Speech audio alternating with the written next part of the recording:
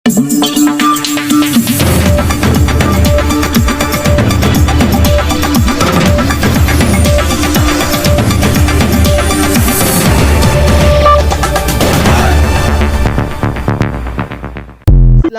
প্রিয় জনতা, শান্তির প্রত্যাশনীয় মুসলিম মিল্লাত, আসসালামু আলাইকুম।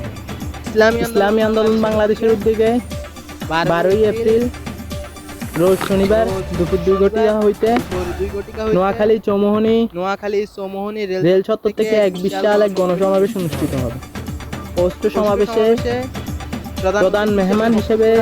বক্তব্য রাখবেন ইসলামী আন্দোলন বাংলাদেশের সিনিয়র নায়েবে আমির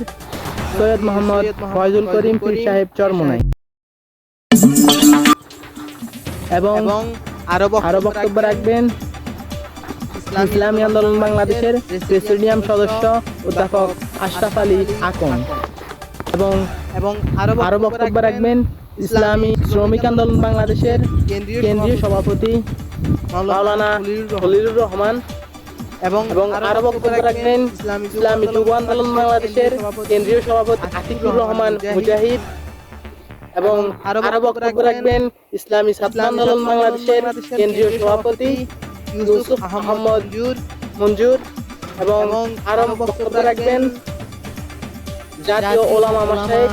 আইম্মা পরিষদের কেন্দ্রীয় যুগ্ম মুফতি সম্পাদক শামসুদ্দোহা আশরাফি